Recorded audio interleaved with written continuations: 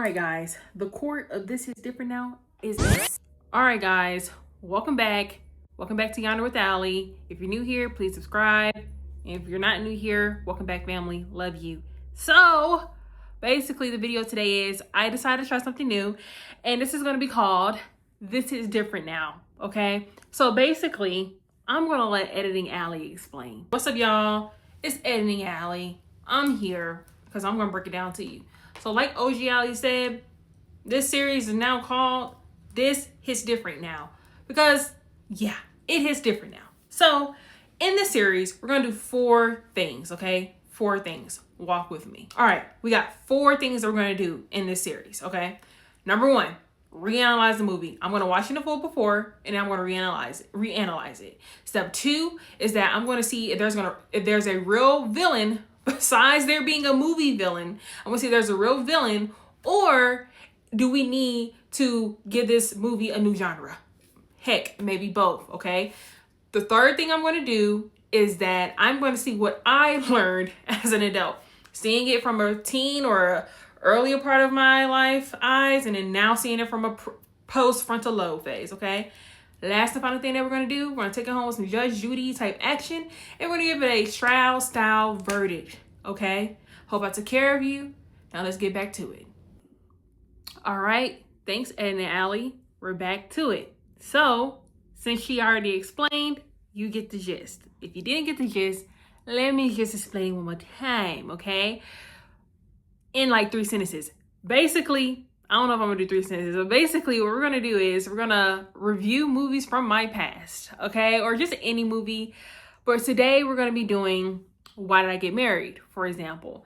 And we're gonna look at it from a different lens, okay? Are you ready? Let's go. All right, so like I said, we're gonna be reanalyzing the movie. So let's go back. If you have not watched it and you're Black, girl, I'm playing. But anyways, like, you should watch the movie. I think, hear me out, Tyler Perry is a guilty pleasure for me. He's on in the head sometimes, but then most of his movies really be like a caricature of Black culture, and I can't really stick with it. But girl, I still be watching it, so don't listen to me. Anyways, back to it, okay? So basically what we're going to be doing is analyzing Why Did I Get Married, right? All right, so Why Did I Get Married? You have 4 couples, all right? So let's go through it. Okay, so, oh, sorry, I have my handy dandy iPad again. So, you know, I gotta be serious about this. I'm so sorry. All right, so basically you have Diane. Diane is a lawyer, and you have Terry. Terry is a pediatrician, okay? Second couple, you have Angela, which is a hair salon owner. She does hair, okay? And she owns the shop. And then you have Marcus, who's an ex-pro ball player, all right? Now, the third couple that we have is Housewife Sheila and Entrepreneur Mike. Anyways, and then the last couple is Patricia and Gavin, okay? So give you the dynamics of all of them.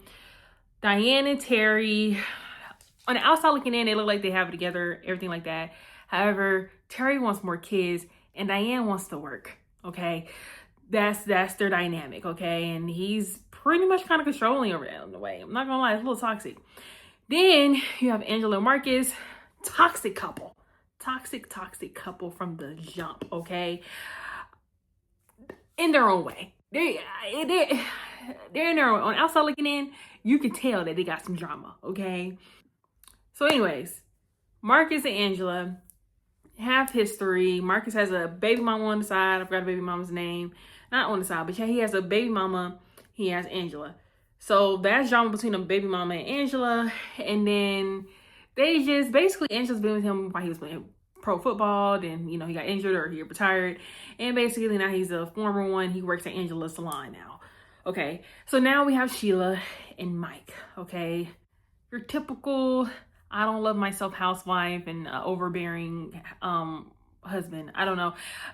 Like emotionally abusive husband too. That's their dynamic. And then the last dynamic is, Patricia and Gavin. Okay, I'm sorry. Gavin is an architect and Patricia is a therapist. And like I always say about people, therapists have the most problems.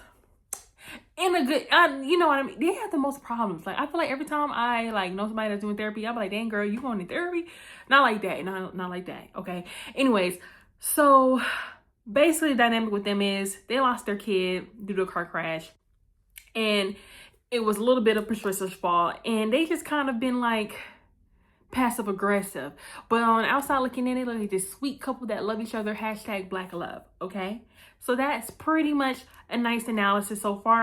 Let's dive a little deeper. All right. So basically, they all been best friends since college, and they're pretty much like every year they go do like a couples retreat somewhere. But this time they picked the mountains, right?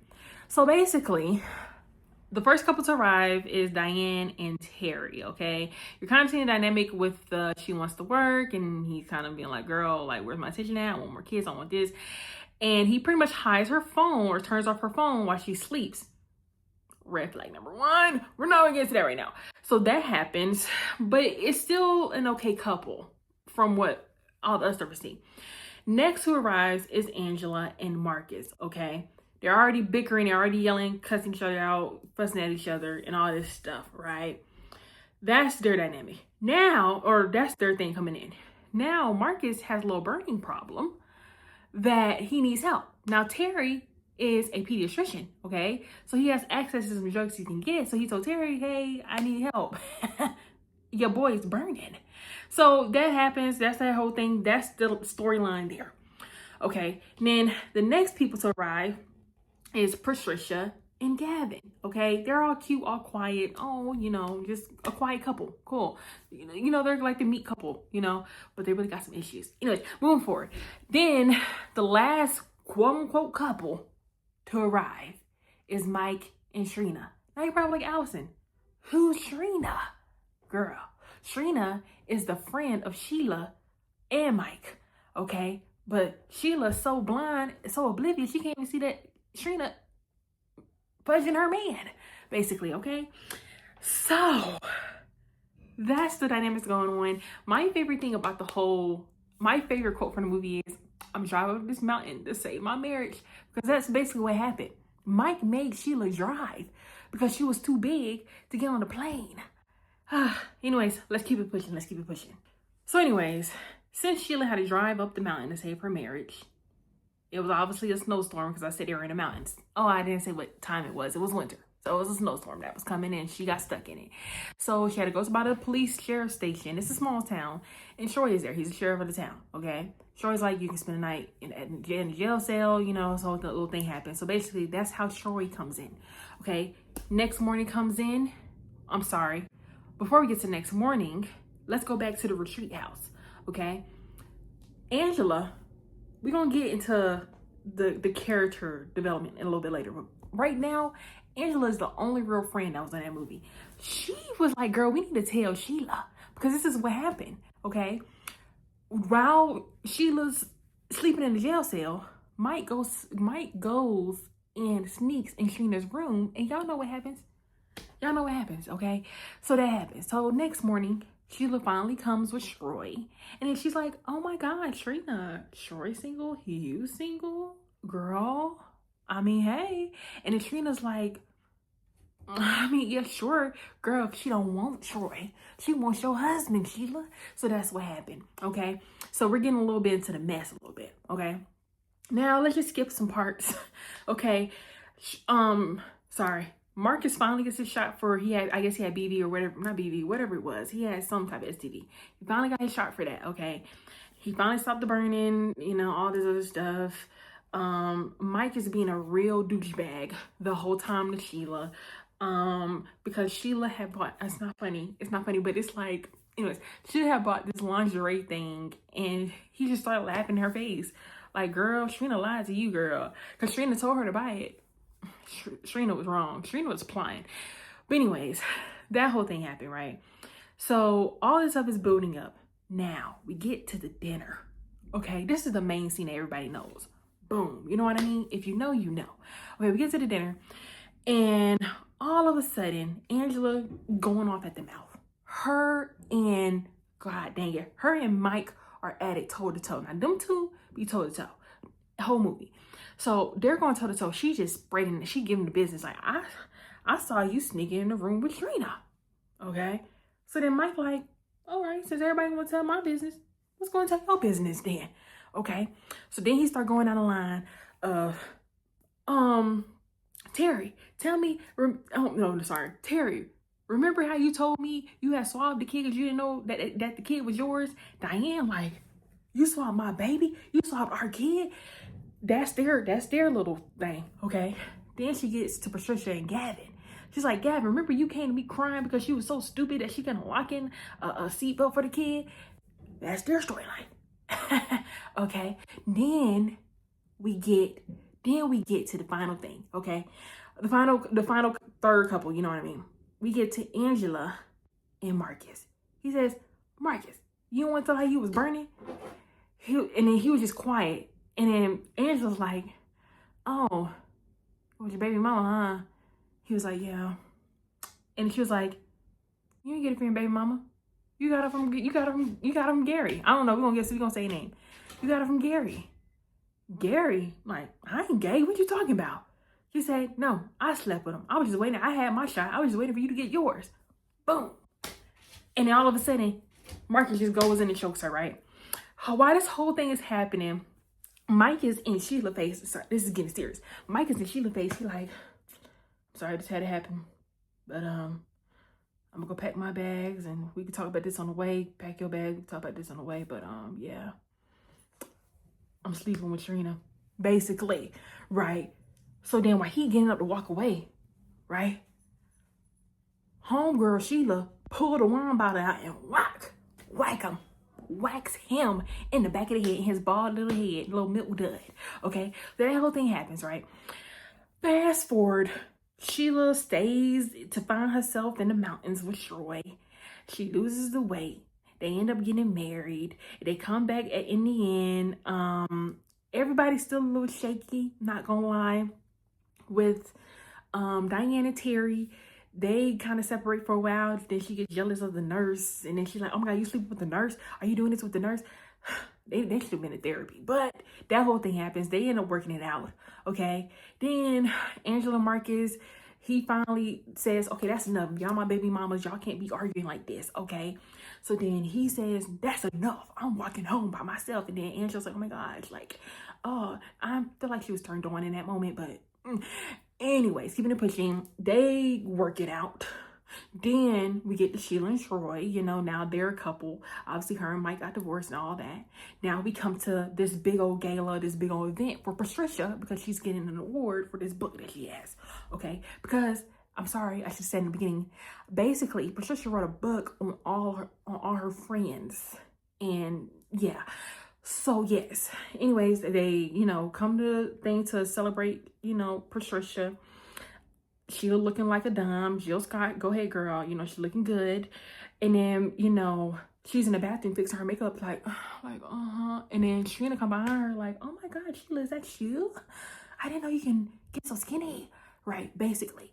And then Sheila's like, you know, I was wondering what I was going to say to you. I don't know if I was going to slap you. You know, basically all that little dialogue thing. She ain't do nothing. She just walked away. All right. So anyways, Mike comes and he's like, oh my gosh, Sheila, you know, I missed you and all this stuff. Turns out Trina don't do nothing for the household. All she do is spend money. So, hey, that's the end of the movie. So thanks for listening to my TED Talk about the movie. Now let's get into the real stuff again. Now, I know, before we get into this, welcome to my second part. Who is the real villain? Okay. Now, you know, when you're probably watching a movie, you're probably like, girl, come on, it's Mike. It's Angela with that loud mouth. It's Marcus for cheating. It's Trina, you know? I will agree with you. But let's think about this a little deeper. Okay. First on the docket is Terry. Terry is definitely a villain, because if we really sit back and analyze the whole thing, he really is passive and insecure. I feel like he never truly communicated. No. Passive and insecure because, one, he knew the type of woman he was marrying in the first place. You knew this woman wanted to work. You knew this woman wanted to be a head, be a boss, be a partner at her law firm, but she wanted to humble her in some way and kind of put her in a shell of being a housewife. She didn't want to be a housewife. She wanted to be a partner at a law firm. We knew this, right? So I really feel like Terry is a villain in that because it's a typical, I'm not gonna say that right now, but he's the villain in that because I really feel like he was putting himself first. He's being selfish in his ways, and he wanted what he wanted as a man, to feel like a man, to feel like a husband, to feel like this, to feel like that. But instead of looking at his partner and realizing, okay, wait, my partner wants to work. Let me meet her halfway. You knew she probably didn't want all these kids. Come on now. So yes, he's villain number one. Okay. Now, villain number two, definitely Mike. Come on now, that's a typical one because he was emotionally abusive. I mean, he really didn't support his wife. I feel like if he wanted her to lose the weight, he could have been a little bit more supportive.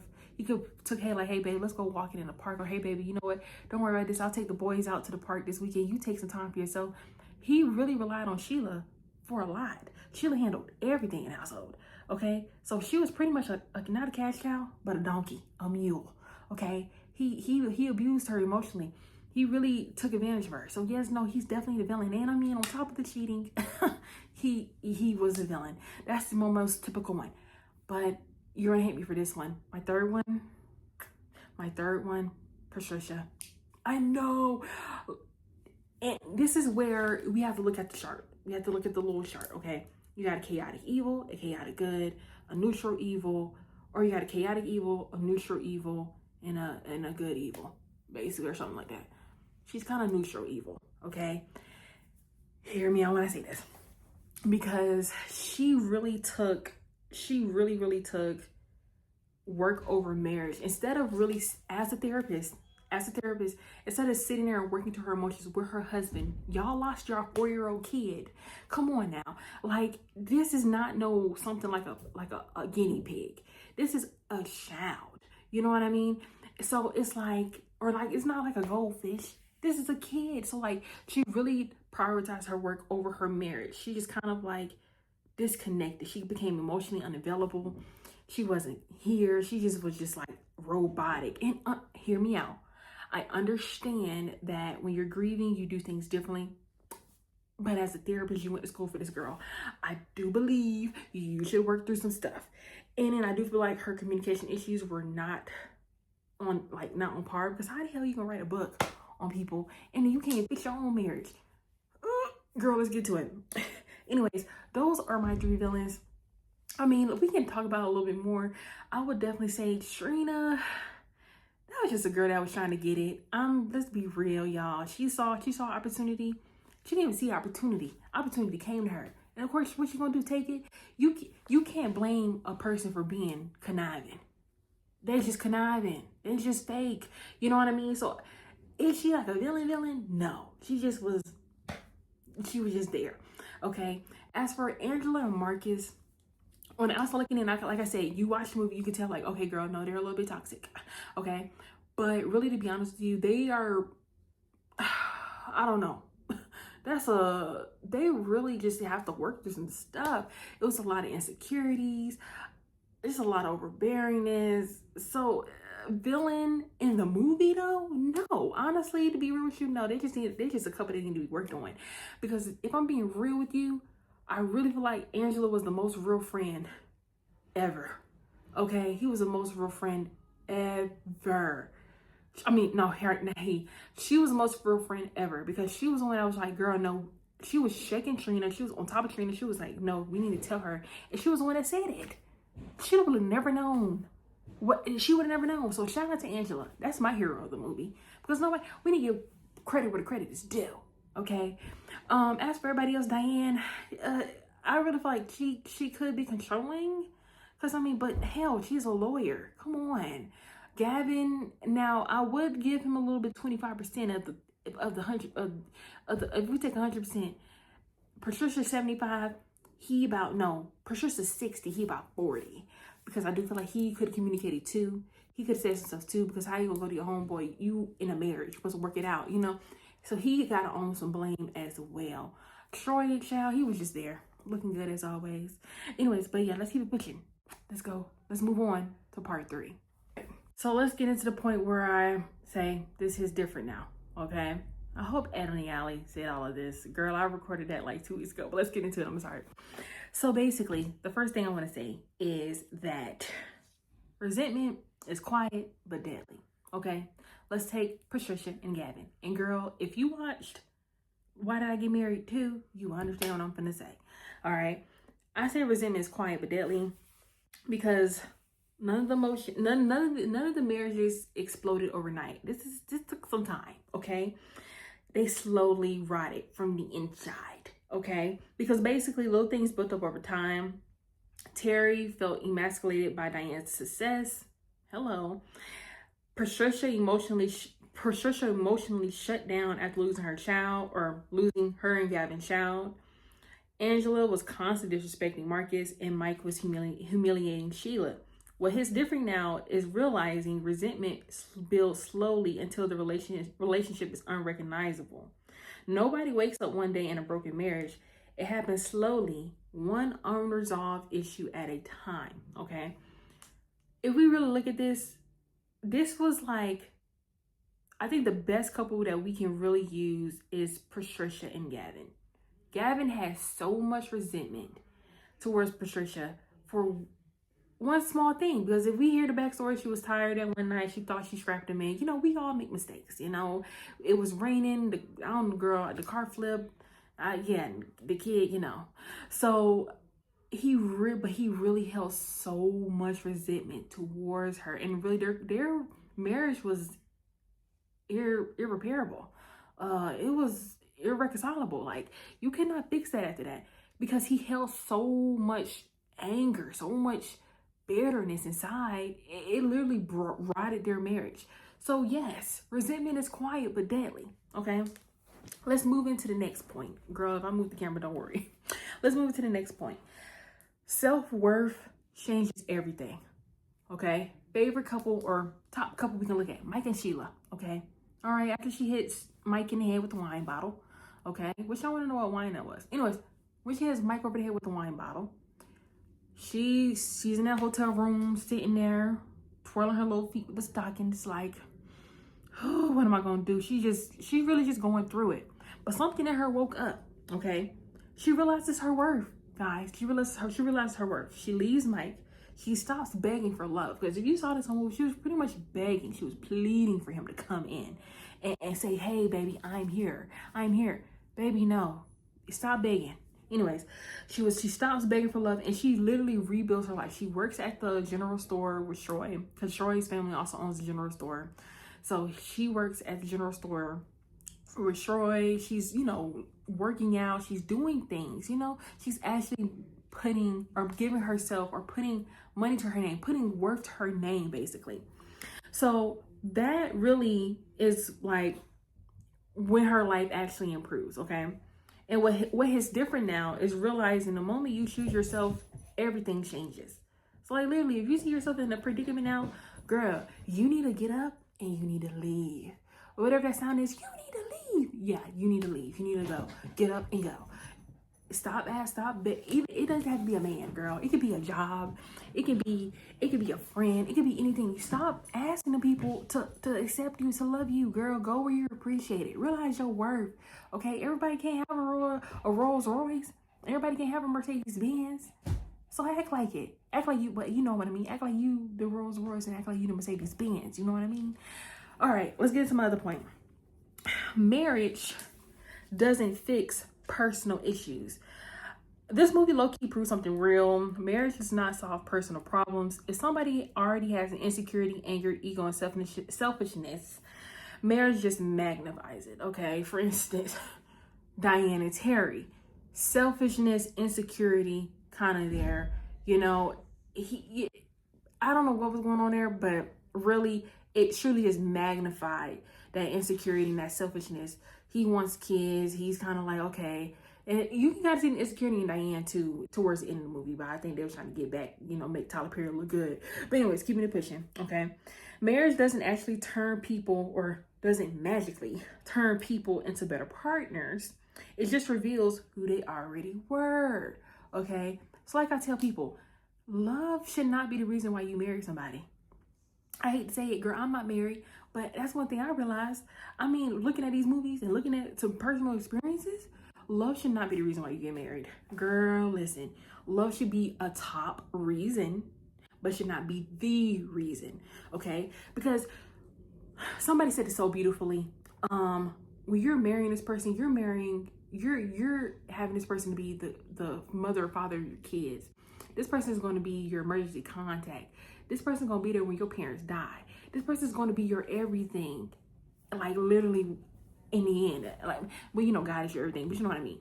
You know, this person is literally going to be your everything. So love should not be the only reason. Is this person stable emotionally, financially, physically? Like, yeah, come on. So this is why I said that marriage doesn't fix the personal issues you have or they have.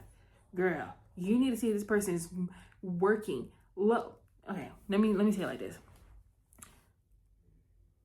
If you're out there trying to find love, and this is a message to myself too. If you're out there trying to find love, love yourself first and love yourself out loud, and it'll meet you there. Love yourself the way you want to be loved. For instance, if you want a man with a six-pack, now, girl, I mean, they do be liking thick women too, but girl, that's not the point. If you want a man with a six-pack, you want a man that makes six figures, you want a man like this, girl, go out there and step it up. Get a makeover. Go to the gym. Do something. Don't be sitting up here expecting, even a man. You can't expect no dime 10-piece, slim, thick, not 3264. Girl, I don't know no measurements. Girl, work with me. You know what I mean? You can't expect no thick woman, no Megan Thee Stallion woman, 10s all around, and you up here digging crust at your belly button. Have you really ever thought about that? Guys, thank you. So marriage doesn't fix the personal issues. Fix yourself first. Anyways, all right, that's my other point. All right, let's get to my second and last point. Okay, compatibility matters more than chemistry. We can look at two couples. You want to guess? No, let's not do that. Diane and Terry. Okay, they loved each other, but really their lifestyles and the way they wanted to go just did not go. I feel like Diane would have been better with a man who would have appreciated her to keep moving, keep going on. She probably would have been better with a man that just wanted one kid and do X, Y, and Z. And Terry probably just wanted a woman that wanted to stay home. He probably would have been fine with a Sheila. I'm being real with you, okay? And then we look at Angela and Marcus. They have a lot of chemistry together because, obviously, Pro Bowl, all this, pro football player. Everybody's from college. Everybody been to college, okay? So basically, they have love for each other. It's hot, it's passionate, but they don't have no emotional stability. They cannot communicate. They cannot talk this shit. Girl, I don't know what that is, but they have a lot of chemistry. Sometimes chemistry ain't always good, but they have a lot of chemistry, but they're not compatible. So look at it that way. All right. And one of my last points, or my only last point, is that love alone does not sustain a marriage. Actually, I already said that. I already went into that, guys. I actually jumped ahead. Love alone does not sustain a marriage. Please don't let that be the only reason why you got married to that man or woman. Please look at everything else. Are they kind? Are they passionate? Do they care about the people? That's my stuff, okay? You need to sit there, write a list. If you with somebody right now, write a list about what you really want in a wife or husband, and then there you go. But love is not the only thing that sustains a marriage. It's patience, it's kindness, it's forgiveness, it's mercy. It's everything, honey. It's not just love. It is not just a big booty, and big hands. So, girl, no. All right, now let's get into the final couple of points where I say should this get a new genre? This is actually part of part 3, actually. Should this get a new genre? It is listed as a romance drama. We could keep it like that. Personally, I would say a marriage cautionary tale. Do you know, when everybody be telling you, oh my gosh, don't get married, don't get married. I feel like this is what they be looking at when they tell you this. They be looking at this movie and be like, girl, don't get married. Yeah, so it's a cautionary tale. Take heed. You know what I mean? So I think it should be that. If the cautionary tale was even a genre, I don't even know that's a genre. But if I had to give it in my own little fake world, it would be a marriage, or it would just be a cautionary tale. Okay?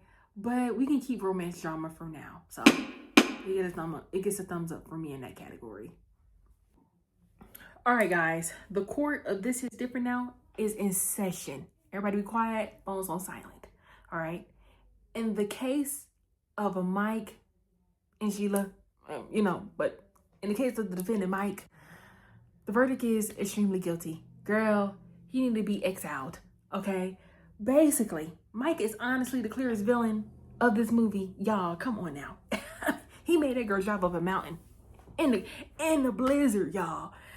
Even though that's my favorite line. Anyways, but yes, he is the clearest villain in this entire movie. His crimes include humiliating Sheila, cheating, constantly disrespecting her, tearing down her self-esteem.